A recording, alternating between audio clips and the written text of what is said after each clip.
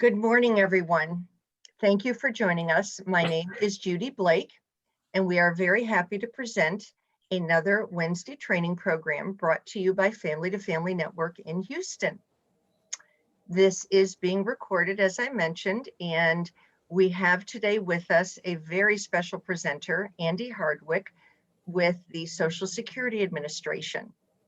I first wanted to introduce two of my colleagues who are on today. Christina Zavala. Hello, everybody. Welcome. She is my right hand, who I could not manage without. And we also have our very own Executive Director, Yahoo, Mary Jane Williams, who these programs probably would not have happened because she said, we need to have some training programs. And I'm like, okay, sure. How? What are we going to do? And sure enough, they've gone so well. So Mary Jane Williams, say hello. Welcome, everyone. So glad you're all here. And thank you, Andy, for being here for everyone. Thanks.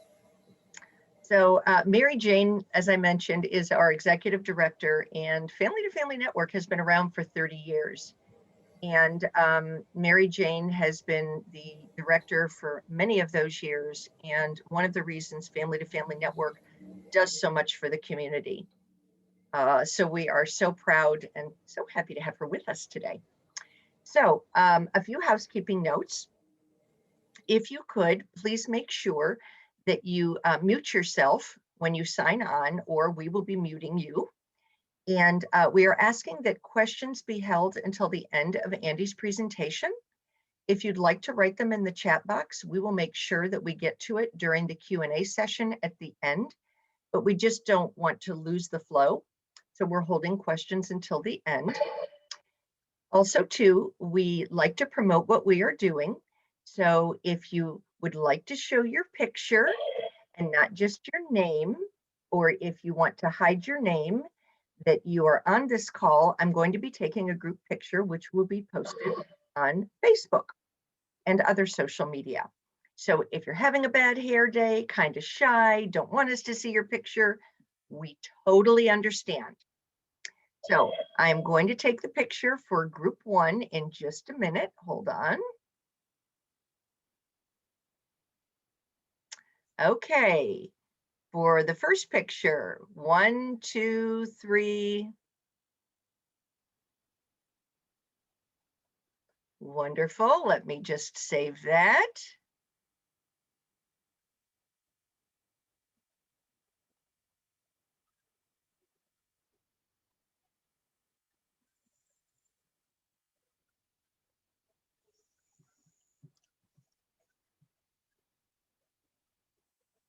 And now I'm going to take for the second group.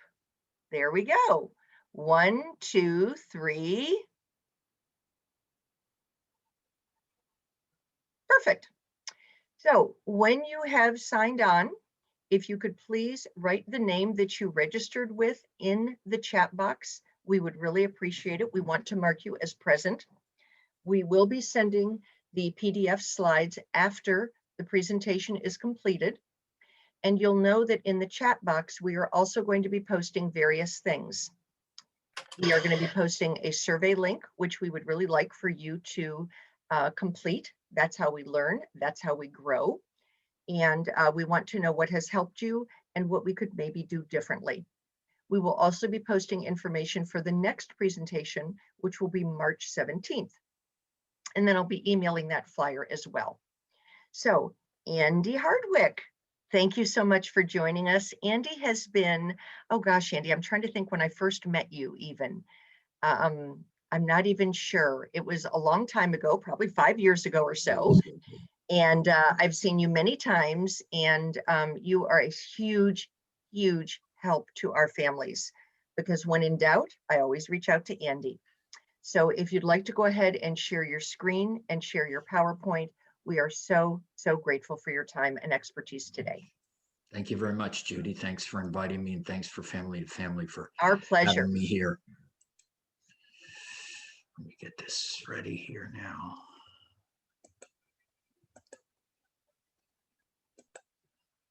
Okay. All right. My name is Andy Hardwick. I am a public affairs specialist for Social Security. I am currently outstationed at the Houston Southwest office located on Stancliff, which is right on the Fort Bend County line. We service all of Southwest Houston and Fort Bend County. We have various offices in the Houston area, but as you know, that Social Security offices nationwide are mostly closed except for dire need cases. If you feel that you have a dire need case that requires a face-to-face interview, please call your local Social Security office, and we will go through a questionnaire with you. And if you meet the standards, we will set up an appointment, a face-to-face appointment, okay? But if you try to go to the office without an appointment, you'll only find about 5 or 6 people in each office, and you will not be admitted. So please understand that most Social Security services can be provided by phone or via the internet. Most of our employees are working from home, but we have access to all the Social Security programs that we had when we were working in the office. So you'll be able to be helped. So please keep that in mind. Now, when I mentioned contacting your local office, you know, sometimes when people call the 800 number, which is available Monday through Friday from 8 a.m. to 7 p.m., it's 1-800-772-1213, 1-800-772-1213. That number is very busy. You might be on the line for a very long time. So you have a choice. You can go to socialsecurity.gov or ssa.gov, and up above in the search box at the top of the homepage, type in office locator, office locator. Click on that, then put in your zip code, and you will see the phone number and the fax number of your local Social Security office, because those numbers are different from the ones you may have had from before. Okay. Now, if you try to call your local Social Security office, the wait time should be a lot shorter. All right. So consider that. All right. But for right now, I don't know when the offices are going to open up again. All right. Now, if you try to do things online, you might get a pop-up that tells you contact your local Social Security office, because maybe there's something about the case that is a little bit complicated that can't be done online. If that happens, you just call the local office and they will set you up for a phone appointment. They will complete the claim by phone, then send you the forms through the mail to sign. So, you know, until we open up, that's your two choices: via the internet or via the phone. Okay. All right. So let's talk about Social Security Disability Insurance, SSDI. This is the one that everybody gets mixed up with SSI, which stands for Supplemental Security Income.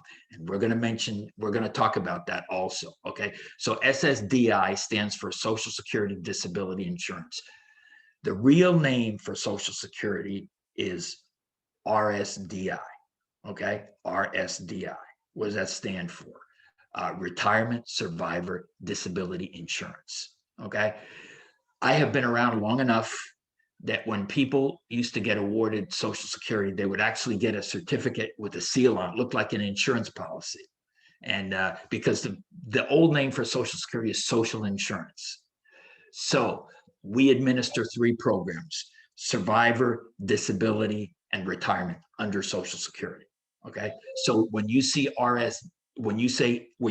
SSDI, it stands for Social Security Disability Insurance. Okay.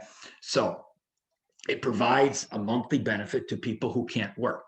So anyone who's getting SSDI not only has to meet the disability standards, but if they're applying for SSDI on their own work record, they have to have accumulated enough work credits to be what we call insured to get Social Security disability. Now, for retirement, you need 40 credits over your working lifetime. For the disability program, it depends on your age. Okay, so if you're under 26, basically you just need, in the past 2 years before you got sick, you just need 6 work credits, okay, 1.5 years of work. And then you would, so that's why you may have children that are on SSI, the other program we have, that get a letter and saying, well, you now have enough credits to qualify for Social Security disability, for SSDI. The reason for that is maybe they've been working somewhere for a year or two, and they've accumulated enough credits now where they also qualify for the SSDI program. Not a whole lot of money to begin with, okay? But they would qualify for the SSDI program. Now, for SSDI and also for SSI, you have, if you're over 18 years old, you have to have a disability which is going to last at least a year, okay, or has lasted a year. Either has lasted or is going to last at least a year. All right.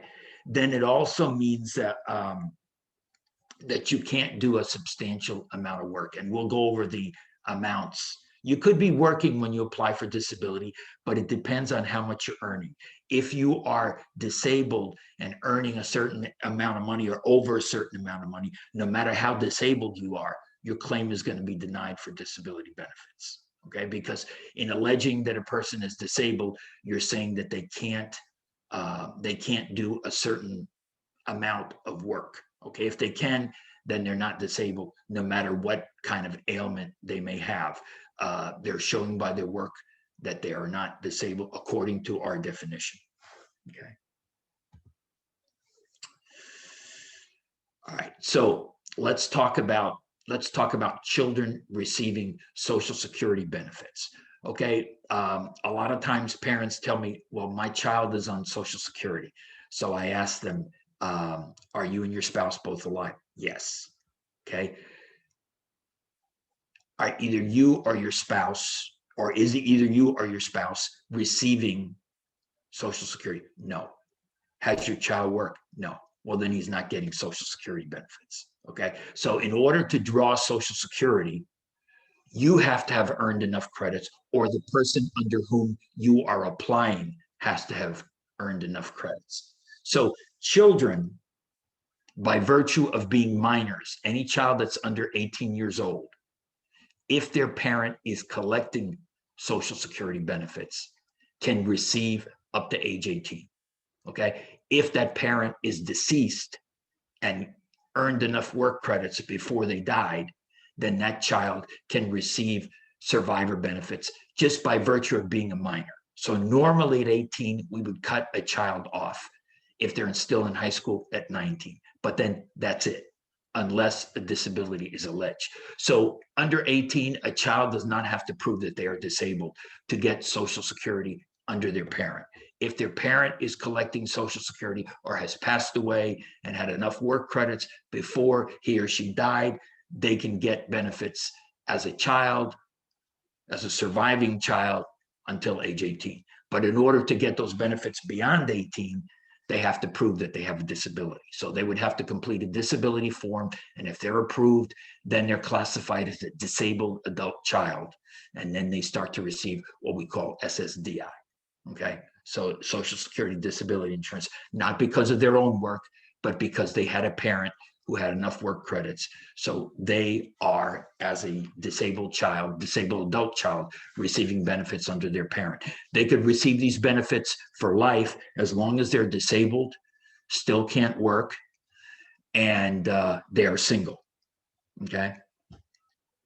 Now, if you have a child who's let's say 26 or 30, when one of their parents starts getting Social Security, or one of their parents passes away and had enough work credits before they passed on, this adult child could receive benefits under the parent as a disabled adult child, as long as they have a serious disability, they're single, and they can prove that the disability began before age 22. So this child could be 40 years old when one of their parents retires or gets disability or passes away. If the 40-year-old can show that he or she has a disability which began before they were age 22, then they could get benefits under their deceased parent, okay? Or if their parent is collecting under their parent who is collecting, okay? So if the parent is alive, we call them auxiliary benefits. If the parent passes away, we call them survivor benefits, okay? So again, any child under 18 whose parent is receiving Social Security benefits, either disability or retirement, is entitled to benefits by virtue of being a minor. Past age 18, they have to prove that they are disabled. Okay. All right, Medicare. Anybody who's on SSDI gets Medicare entitlement. So you don't have to be 65 to be on Medicare. If you are on Social Security Disability, SSDI, either under your parent or because of your own work, after 2 years, you come on Medicare. Why 2 years? I don't know. It's just something Congress came up with. I guess they wanted to be sure that a person was really disabled. Remember, all this kind of goes back to the 60s. So Congress was very conservative. They even had arguments about whether Medicare was a socialist program or not. But anyway, those things sound funny now. But at that time, medical expenses were very low. And they said, well, we want to make sure that people are really sick before we give them Medicare entitlement. So they made everybody wait 2 years, unless you have ALS or kidney failure. Those folks, if you have Lou Gehrig's disease or end-stage renal disease, there's not a 2-year waiting period to come on Medicare, okay? But otherwise there is, unless you turn 65 before the 2 years are up, which most people on disability are much younger than that. Okay. So if your child is on SSDI under you or your spouse, or because of their own work, they will receive Medicare in 2 years. Okay. Now, Medicare has different parts, A, B, C, and D. The Part A is free. If the person under whom your child is receiving benefits, Social Security benefits, has enough credits, and they usually do, then Part A is free. That's the hospital benefit. That doesn't cost anything. Part B covers the doctor visits. Now, that is not a freebie. That is $148.50 every month. So if your child is getting Social Security disability and they start to become eligible for Medicare after 2 years, their check will be lowered by $148.50 to pay for Part B. What is Part B? Well, let me go into Part A, the part that's free. There's a deductible of a little under $1,500, and then the next 60 days is covered by Medicare Part A. Part B covers 80% of the doctor benefit. There's a small deductible there, and after that, 80% of the doctor visits in the hospital or outside the hospital, those are covered by Medicare Part B. That's the one that costs $148.50. Now, if your child came on SSDI, but they were also on SSI, there are circumstances where even though they may get cut off of SSI because of the amount of SSDI that they are now receiving, they could stay on Medicaid. But you have to be in that case, if they're on Medicaid and Medicare, then what's going to happen is that Medicaid would pay the co-pays and the premiums for the Medicare program. Okay, so that $148.50 would be covered by Medicaid. All right. But in order for your child to be on Medicaid, in most cases, they have to be on SSI first. And that could be the situation. We have a lot of young people that are on SSI first, and then one of the parents either dies or becomes eligible for Social Security. So now the child becomes eligible for SSDI. Now, if you have traditional Medicare without the Medicaid, traditional Medicare A and B, they don't cover prescription drugs. So if you want a prescription drug plan, you've got to go to a private plan or go to Medicare directly. Go to medicare.gov or call 1-800-MEDICARE. It's a 24/7 service. If you're going to call them, though, I recommend that you call after 5 o'clock in the evening, because during the daytime between 9 and 5, the lines are completely occupied. It's very hard to get through. But after 5 p.m., it's not bad. And the later you call in the evening, the easier it is to get through. And you can even call on weekends. Okay, so if your child only has Medicare A and B, then they'll need a D if you want a prescription drug plan. Now, if you want something and that, by the way, that's not free either. That's about $32 a month, and that has co-pays and deductibles. But there is a Medicare Part C plan, which includes A, B, and D. So if your child gets on Medicare and you want to have a plan that includes drug coverage and it will save your child some money, you might consider enrolling him or her in Medicare Part C. Okay, so that's up to you.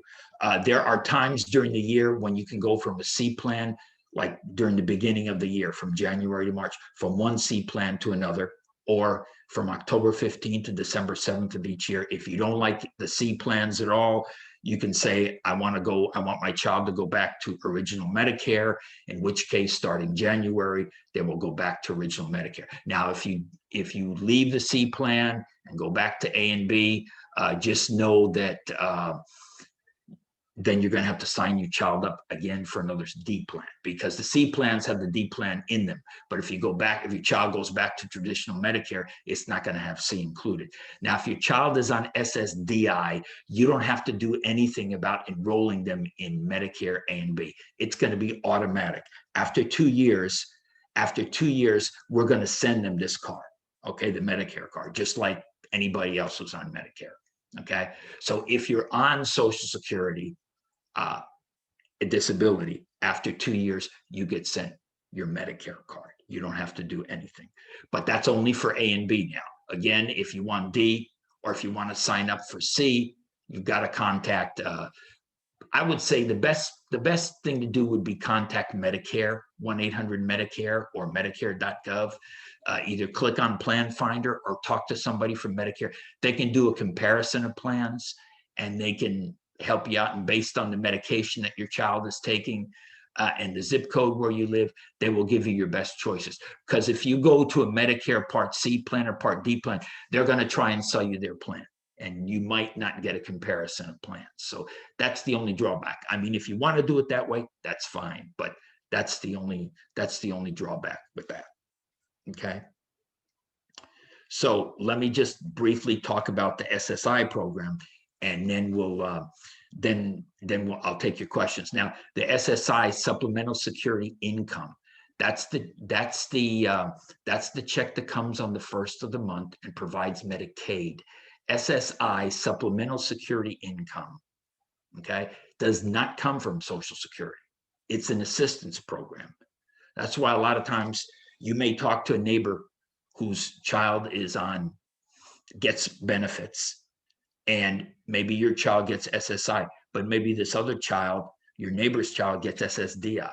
So you start talking together, and the neighbor who's the parent of the child that gets SSDI says, well, nobody asked me about my child's assets or income or anything like that. That's right, because SSDI, part of the Social Security program, is an entitlement program. Somebody worked for it, whereas SSI doesn't usually have a work requirement. If you're a U.S. citizen, there's no work requirement. Okay, so it's really an assistance program. So the amount varies sometimes from state to state. You can't be guaranteed the same amount if you go from one state to another. The Medicaid that you get doesn't work in another state unless you're only there on a visit, unlike Medicare, which is portable and you can take from state to state. But Medicaid doesn't work that way.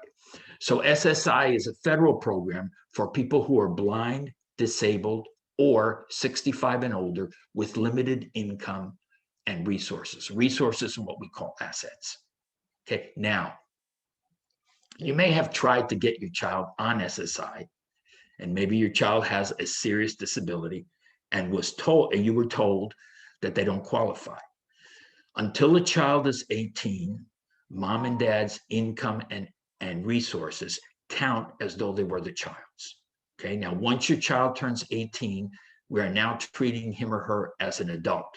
So we no longer ask any questions about parents' income or resources. All right. So let's do the difference here between SSDI and SSI.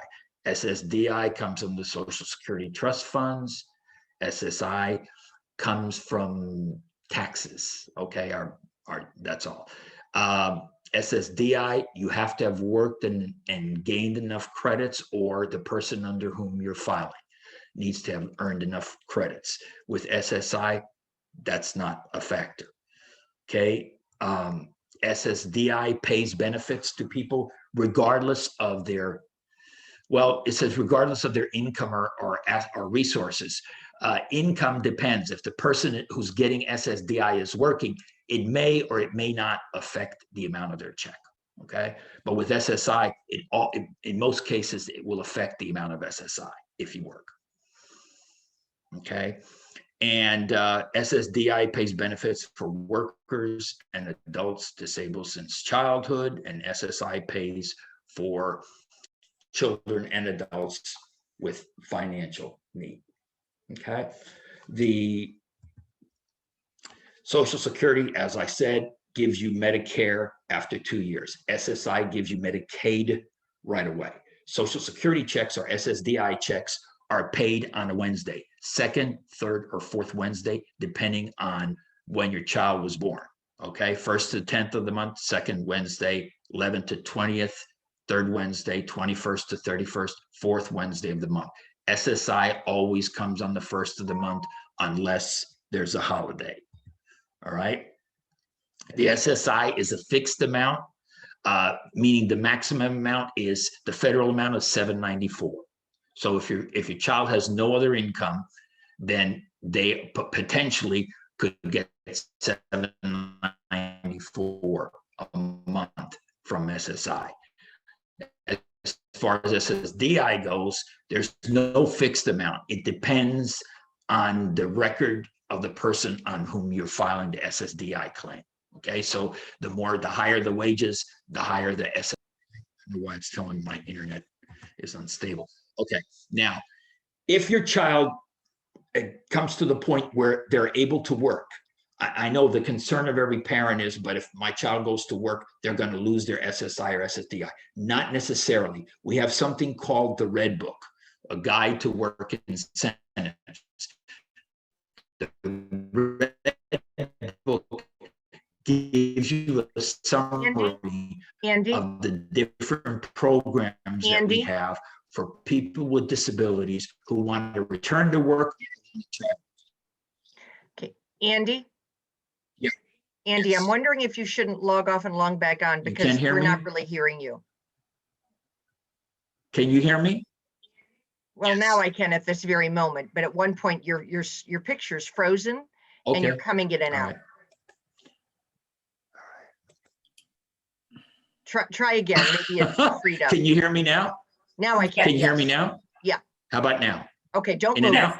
Way better. Yes, Okay. All right. All right. thank you. Okay, hold on. Let me go back to this. Okay, I'm sorry. Don't you worry, it's all good. All right. All right. So can everybody hear me now? Yes? Yes, we Okay. can. So I was talking about the Red Book. The Red Book is a summary of the programs that we have for people with disabilities who want to look at that. That's available online. Okay. Unfortunately, since the offices are closed for the most part, I don't have any hard copies of this book, but you can get the 2021 or 2020 edition online. Okay. And you want to look at that to see what programs are available for your children. And I have another presentation another day. We can talk about the work incentives, what programs we have for people with disabilities who want to go to work or want to go back to work. Okay. So again, the SSI checks come on the 1st of the month. Okay. It's an assistance program. Now, you may be in a situation where maybe your child has reached age 18. So you finally get them on SSI. Because we're not counting parental income or resources. So you get them on SSI, they are on Medicaid, okay? The maximum amount is $794, all right? Now, You wonder now, maybe you or your spouse get on Social Security. Now they come off of SSI and you think, wow, they're going to lose their Medicaid and it's going to be 2 years before they come on Medicare. Okay. So what do you do in the meantime? If the only reason, and this just applies for children 18 or older, if the only reason your child was cut off of SSI was because of the amount of the SSDI amount, okay, excuse me, they can still stay on the Medicaid under what's called the Pickle Amendment, okay?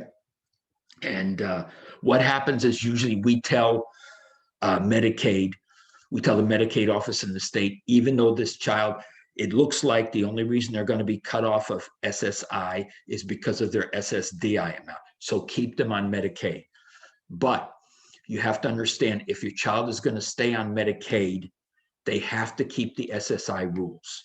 You can't say, well, my child is getting $1,000 a month now in SSDI, so we don't have to worry about, they're not getting SSI anymore. So yeah, but they still have the Medicaid. If you want to keep the Medicaid, you got to make sure that you keep the SSI rules. Now, in 2 years, your child will come on Medicare.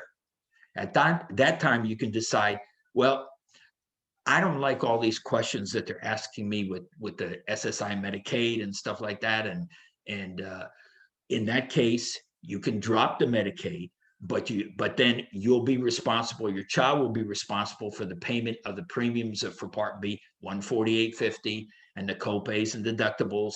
And the same thing with the Part D, the $32 a month in copays and deductibles. They'll be responsible for that because you're dropping Medicaid.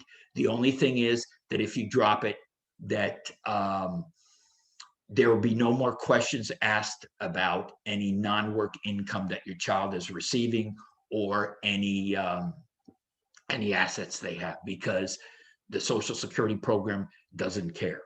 Okay, so if that's a concern, you, after 2 years, you could drop the Medicaid and stay on the Medicare, or your child can continue to be on the Medicaid and the Medicare, in which case Medicaid would pay the copays, the deductibles, and the premiums for the Medicare program. Okay, so what's going to happen, remember that as your child works, they're going to come, they're eventually going to become eligible for the SSDI program. So sometime in the future, as they keep working, if they're able to work, they'll probably get a letter from Social Security saying that they should come into the office and file for SSDI, or that you might be able to do it just on the internet. So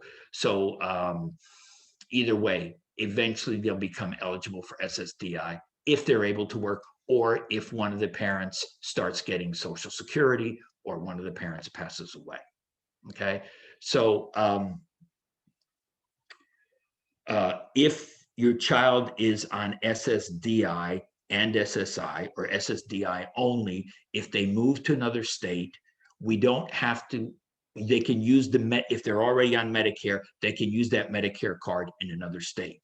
But if they're on Medicaid, you have to let the Social Security office know in the new state where you have moved to, where your child has moved to, so that we can contact the state Medicaid office, and for the following month, your child will have the coverage from the new state where they reside. Okay, because the Medicaid from Texas will only cover your child for the month of the move, but the following month it will be, it has to be from the new state. Otherwise, Texas won't cover it. Okay. Now, Social Security income, if your child files his own taxes, then Social Security income might have to be reported, but generally probably won't, because of the amount of income, gross, modified adjusted gross income your child has. But the SSI is never reported as income to your child, because SSI is assistance, so that's not income. But SSDI is. It is income to your child. Okay, just so you know. All right. Let me open it up to questions or comments you want to make, and then we'll build on that. Okay. Andy, thank you. Oh my gosh. So much information, so much great information. Yes, we do have several questions. So what I'm going to do is start with the first question and then work my way down. And some of you private messaged me about questions. Christina, could you post the survey for those people who might have to leave? That would be great. Thank you so much. The survey link. If you have to leave us, please make sure that you complete that. First question. Who do you file the DAC with? And for those of you who don't recall, DAC stands for Disabled Adult Child. Is it SSA or Medicaid? SSA. You come to Social Security. Okay. And not Medicaid, because Medicaid has nothing to do with the DAC. DAC stands for Disabled Adult Child. It means those children who are potentially or are eligible or potentially eligible to receive Social Security under their parent. Okay. So that's what DAC stands for, DAC. So they would contact SSA. They will contact Social Security. Yes. Okay. Another great question. If you are an auxiliary child or DAC with the person getting SSDI/Medicare, does the child get Medicare? If they are over 18, because remember, under 18, they're not a DAC. They're not a disabled adult child. All children under 18 are not considered disabled, because we're not, even if they're on SSI, we are not looking to see if they have a disability. We are making them entitled to benefits for Social Security because they have a parent who's receiving, or well, since auxiliary, the parent is alive, a parent who's receiving Social Security benefits. So by virtue of being a minor, they receive Social Security under the parent. If they are over 18, that means that we made, and receiving benefits, that means we made a decision that they have a disability, they're a DAC, and after 2 years, meaning age 20, if at 18 they're receiving benefits, then under their parent, then at 20 they will have the Medicare. The card will come automatically through the mail. They don't have to do anything. Now that only gives them A and B. Okay. So that's hospital and doctor. That does not cover prescription drugs. Okay. So they would have to cut. Now the D, you could contact Medicare, medicare.gov or 1-800-Medicare to check out what D programs are available, or see if you want to take your child into a Medicare Part C program, which would be an HMO type program. Okay. And I realize some of this you've covered before, but I think some of it bears repeating because it is so complicated. So I appreciate you repeating it again. Next question is, a great comment from Leslie. That is why it's so important to preserve Medicaid. You must have said something that sparked her to say that. Does Medicaid pay Part D of Medicare? And I believe the answer is no. No, I don't think so. I don't think it covers Part D. But I will tell you this: D as in David. Have Part D, we have something called extra help. That you come to Social Security for that. Social Security can help pay for Part D. This is called extra help. So if you go to socialsecurity.gov or ssa.gov, and the search box up above, type in extra help, or hit the Medicare icon below, and it'll say need some help paying for Medicare Part D, the same thing. So we do have an extra help program where the state will help pay for Medicare Part D. Okay. Thank you. If applying for SSDI, what are the rules for when your work credits were earned? Example, prior to having school-age children, I worked and paid in for 15 years. I then stayed home to homeschool for the next 14 years without paying in. I now have stage 4 cancer with life expectancy of 12 months or less. Can I still qualify? I have I'm heard, so sorry to hear that. yeah, as Uh, am I, to the person who wrote this. Yeah. And I I'd will like to tell you, chat no, with you after. okay. She wrote one more thing, Andy, Oh, I'm sorry. Go ahead. and that's okay. I have heard whisper of compassionate care qualification, but have no details as to whether that is truth or not. Is there any truth to that? Well, okay. Unfortunately, you would probably meet the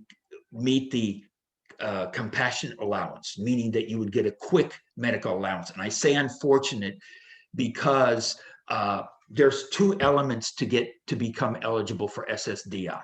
We're talking about an adult for your own SSDI. You need to have enough work credits in a certain period of time. If you're over 31 years old, in the last 10 years before you became disabled, you need at least 5 years of work. So you would need a minimum of 20 credits out of a possible 40. So if I became disabled in 2021, between 2011 and 2021, the past 10 years, I would need at least 5 years of work in a job that paid into Social Security. And I say at least because the older you are, you might need 7 years of work or 8 years of work in that 10-year period immediately preceding your disability. So from what you're telling me, I don't think you would meet the having enough credits or quarters to draw disability. You would meet the medical requirement, no problem, but you have to have the sufficient number of quarters. Unfortunately, I'm sorry, but yeah, that's the way it goes. And I would like to reach out to that person after as well. Yeah. How is the SSDI income reported for tax purposes if the adult child is claimed as a dependent? You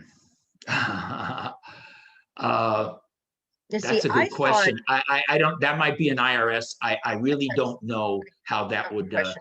yeah, I think I would talk to a tax person about that. If the child's getting SSI, that's not counted at all.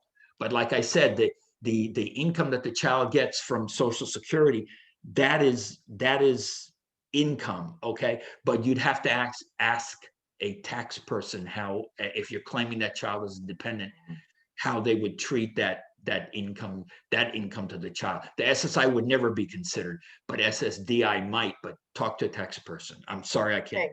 Seek out your accountant there. And I know my accountant has told me that one of, I forget which president, they, something about you're not able to claim them as a dependent. But again, ask your accountant on that one. I'm sorry, we couldn't give you a firm answer. Next question. If your child is on SSI, at what point does she qualify for SSDI? What I understand, only when a parent dies or if a parent qualifies for SSDI. My child is 19 and Okay. SSI is evaluating continued SSI, judgment still pending. Okay. This is a point that I didn't go over, two things that I didn't mention. And thank you for that question, because okay. If your child is on SSI, once they reach 18 or thereabouts, things are a little bit slow because of COVID, their case is going to be reevaluated. Their disability is going to be evaluated based on adult standards. Okay.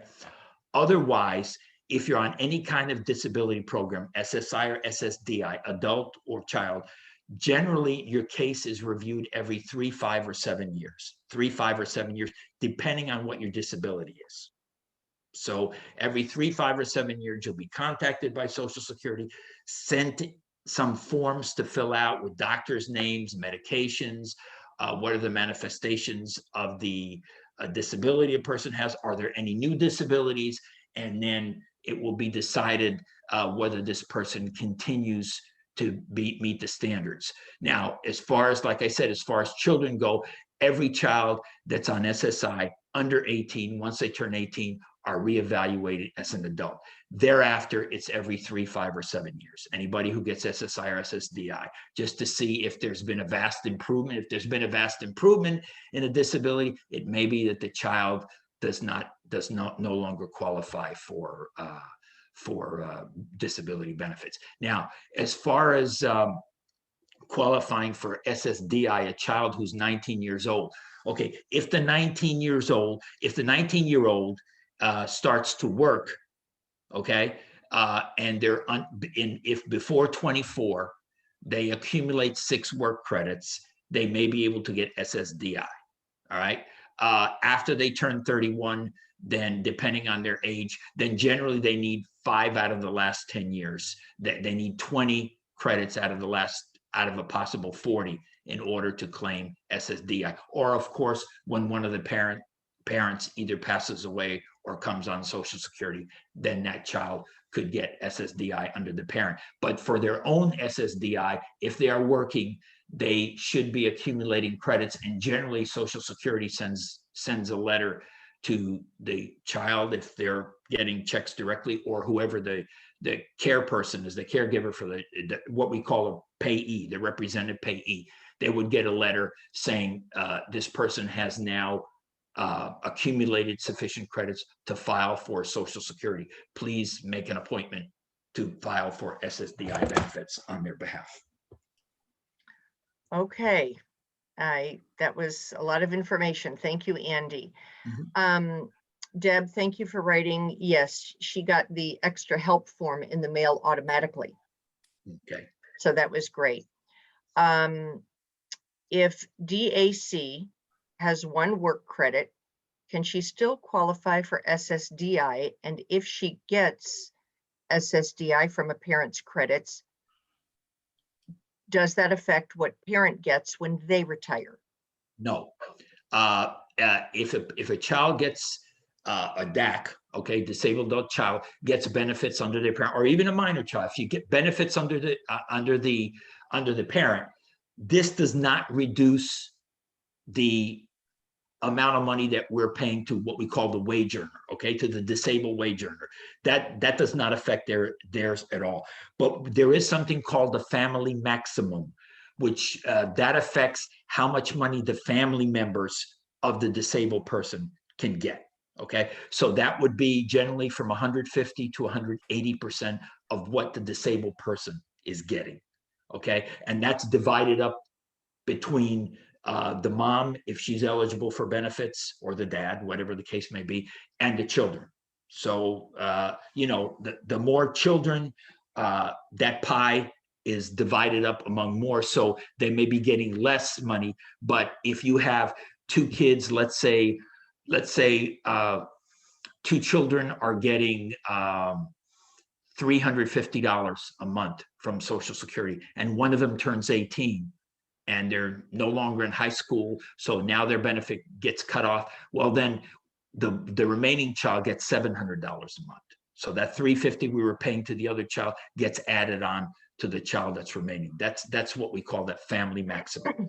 But that does not affect the benefit amount of the person who is retired or disabled and getting benefits from Social Security. Okay. When a parent retires, does work by the DAC impact the DAC amount of DAC benefit? And you may have touched. It could. And that's called, okay, anybody who's getting DAC benefits under Social Security, not SSI. SSI has different rules. It's a little bit complicated, but if they're getting Social Security, you have what's called a 9-month trial work period, 9 months.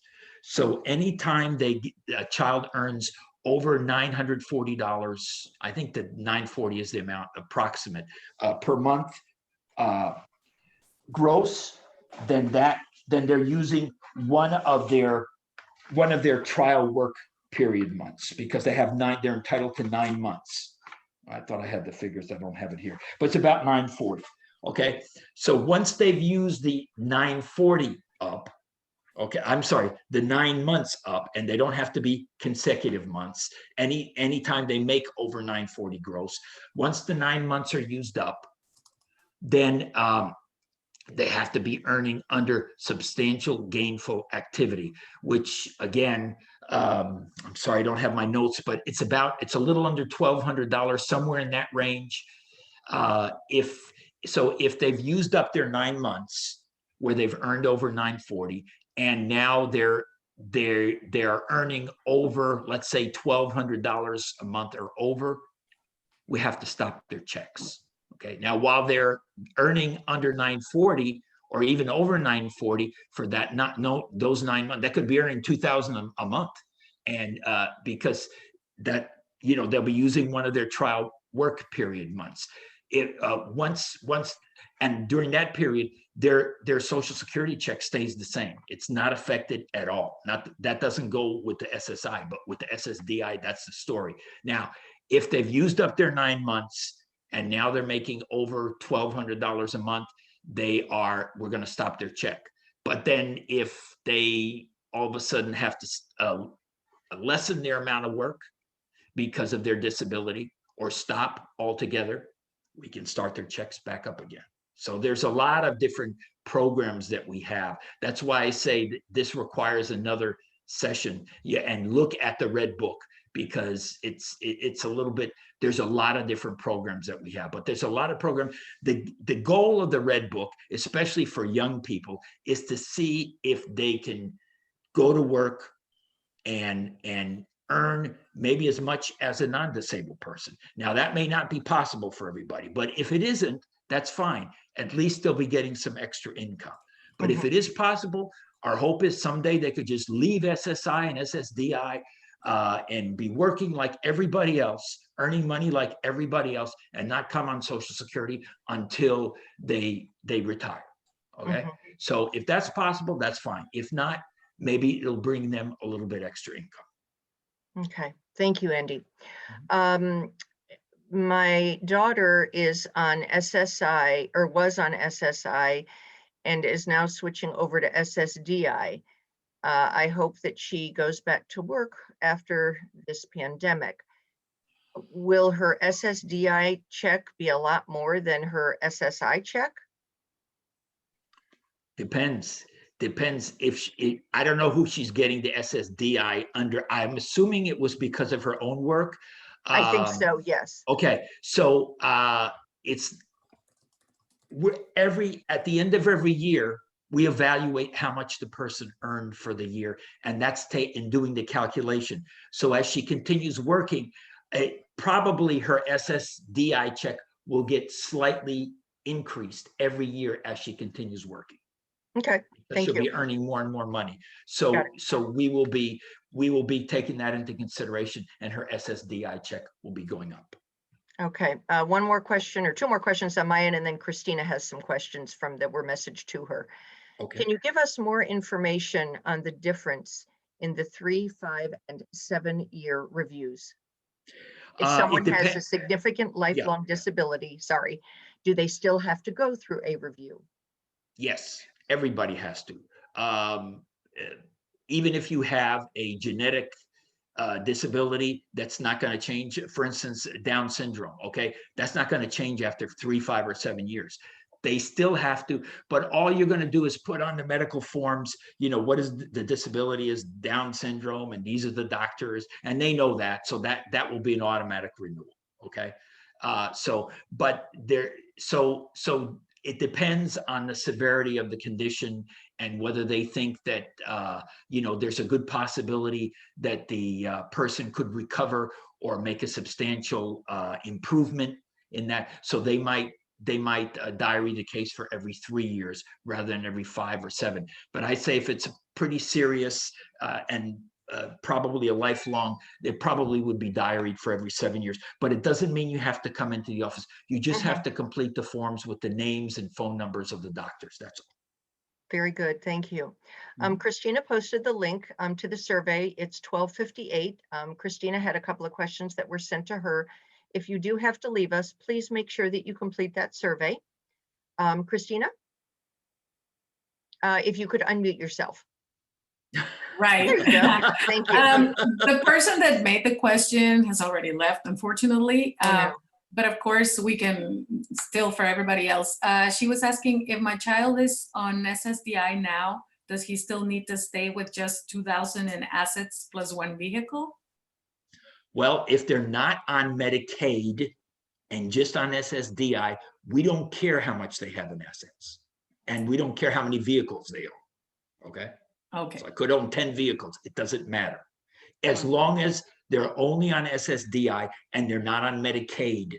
But if they're on not Medicare, Medicare doesn't care. Okay. But Medicaid does, because those are assistance programs. So if they're only on SSDI, but they still retain the Medicaid, then you need to keep the rules. But if they don't have the Medicaid anymore or never were on that Medicaid, they're only on SSDI, even once they come on Medicare, that's okay. You don't have to worry about any rules about income, unless if you're on the extra help for Part D. If you're getting that kind of help from the state, then that's different. That does have certain rules about income and assets. But Medicare by itself, no, there's no rules. By itself, no. Okay, and her other question was, since the SSA offices are still closed, how do I get the form submitted that allows me to talk to SSA when my son is not available to be on the call?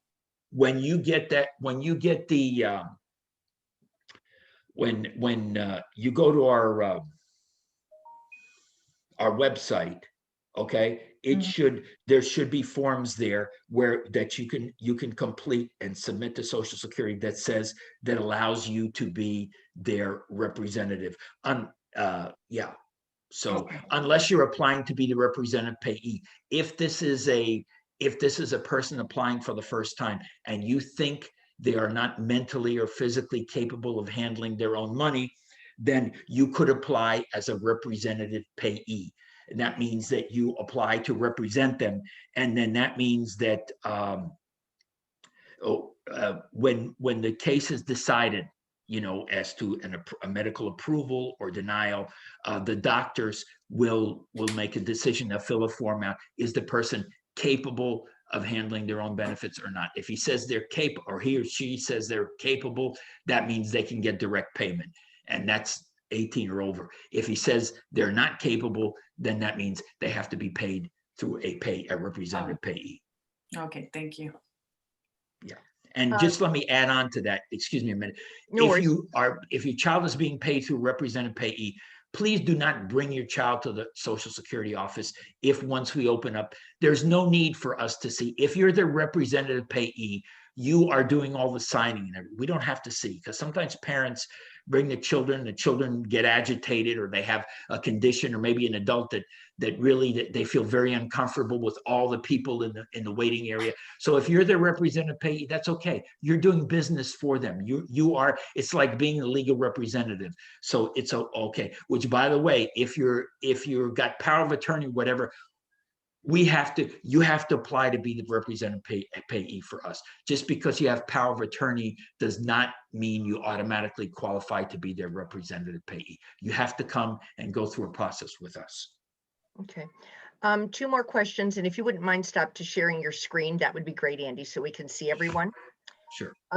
If you get SSDI due to work and it is greater than the SSI dollar amount, say $850, which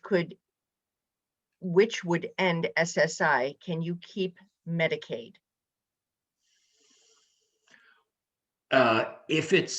If the SSDI is because of your own work, no. If the SSDI is because you're now entitled under a parent, yes. Okay, so then you would be, and this is just my own question, so then you would be only on Medicare. Yes, but let me tell you this: if you were on SSDI, and then SSI, and we're cut off because of the amount of your own SSDI. Okay. Remember, we have work incentives. If you get on one of those work incentive programs, there are, for instance, impairment related work expenses. Okay. If you're working, but to get to your place of work, the only way you can get to a place of work is Uber. All right. Or whatever. And because there's no public transportation. All right. Let's say that's $300 a month. Your SSDI is $850 a month. Okay, $300 a month for your transportation. All right. If you come to us and you put that down as a impairment related work expense, and we approve that, That means of the 850 you get, we're not going to count 300 because Okay. that's an impairment. So that means we only count 550 of your SSDI. That means now you can reapply for SSI and get Medicaid. Okay. And so as long as you have that expense, that $300 a month expense, that we're not going to count $300 as your SSDI. So that would now make you, if that puts you below 814, then you would be, that would give you enough to reapply for SSI. What if you also have a room and board agreement? Are you counting that as well or no? The rooming and board agreement, no, that would not, that's not a work incentive. Okay. That counts toward the SSI Yeah. if you want to be classified as living in your own household Got and it. you can't meet your share of the expenses. So that's a totally different, that's to get the maximum amount of Maximum SSI, amount. 794. Just checking.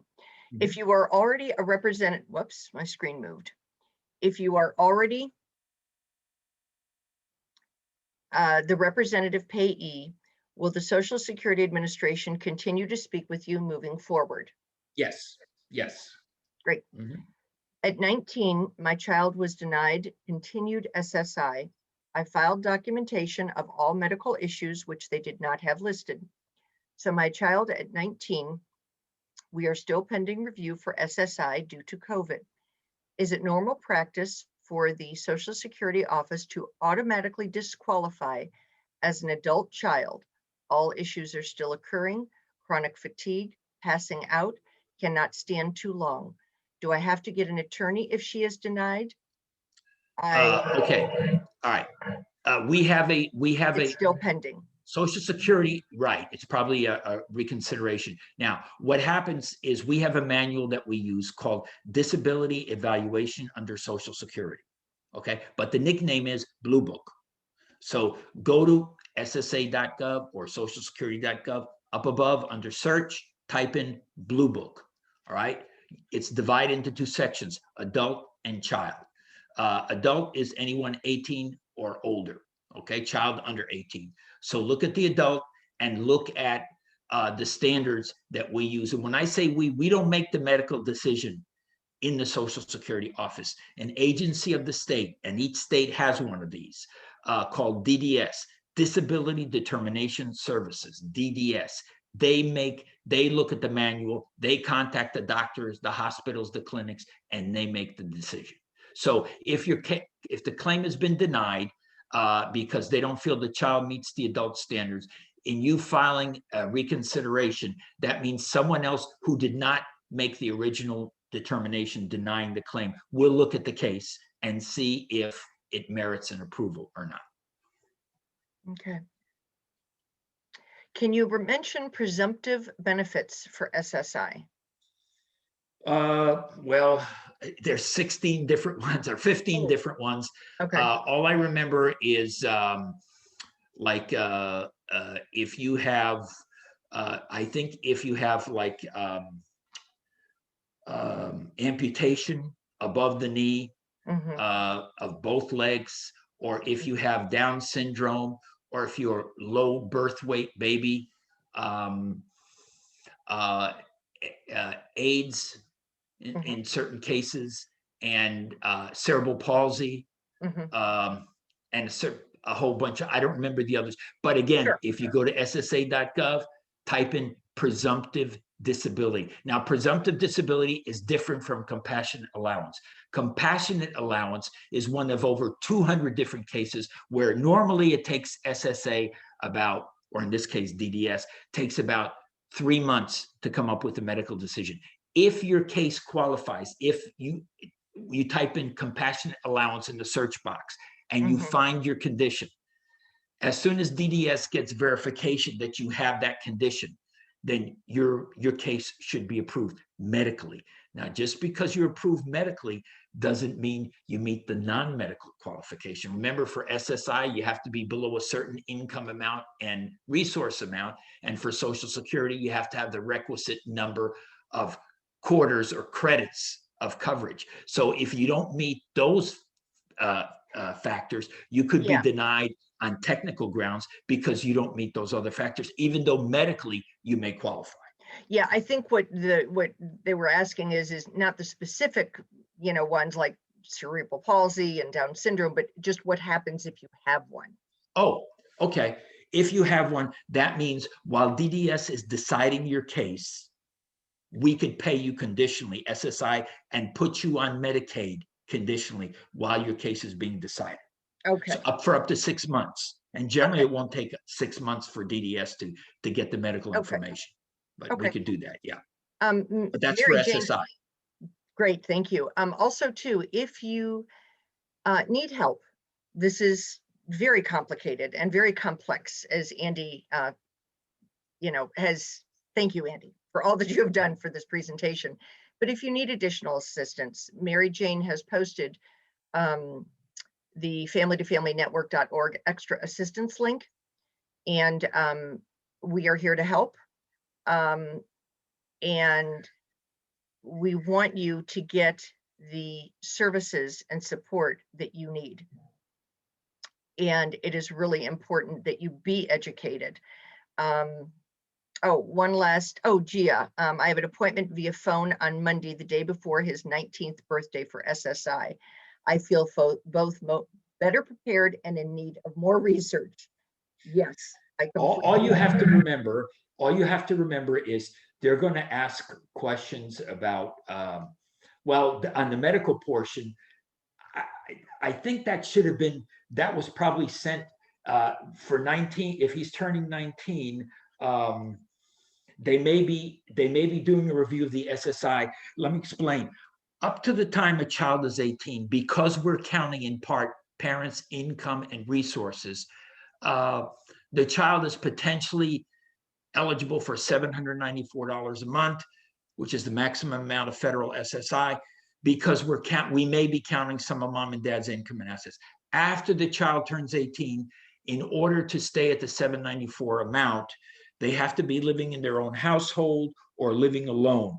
Now, if they're living with other people, they either have to be paying their share, which means if I'm living in a 4-person household and the rent or mortgage and utilities and food are $2,000 a month, 2,000 divided by 4 is 500. I have to be paying at least $500 of my SSI check in order to stay at the 794 amount. Now, if I can't meet my share because the expenses are too high, $4,000 a month, let's say. Well, even if I got the maximum SSI, 794, 4,000 divided by 4 is 1,000. I couldn't pay my share $1,000 a month because I'd always be short because I only get 794. So in that case, that's where people have a rental agreement, and it's like a room and board type thing. They say, well, I would charge my child $600 a month. That's what I would charge somebody else if they were here. And this is a business-like arrangement, commercial arrangement. So my child pays a set amount, or I take a set amount from their check, $600 a month for room and board. Okay, in that case, even though your child can't pay their share, we're not doing sharing, but we're doing now a commercial arrangement. That means that that you're saying that you're charging them what you would charge somebody else, and they're staying in your house as a boarder. So then in that case, they're considered in a separate household and living by themselves as a boarder. And that means they're eligible for the 794. The only downside of that is, my understanding is when you go to file your taxes, you can't claim that boarder. If you're claiming that child as a boarder, you can't claim them then as a dependent on your tax returns. That's the feedback I've gotten from parents. Now, maybe that's changed or I'm wrong or something. I don't know. But that's my understanding, that if your child is in a boarder situation, you're claiming that they're in a separate house. You're treating them as a boarder, so you can't claim them as a dependent. Whereas if they're in a sharing situation, you're not claiming that they're a boarder. You're just claiming that they're paying their share, so they're still part of your household. Okay, if that makes any sense. Andy, thank you so much. I know that we are past time. We want to be respectful of your time as well as everyone else's. If you have any follow-up questions, please don't hesitate to reach out to us. I can't thank you enough, Andy, for pleasure. your wisdom, your dedication to helping families, and for taking the time to educate. Anytime. I've gotten such pleasure. positive feedback, very helpful. Thank you. I feel so much better. I've gotten private messages.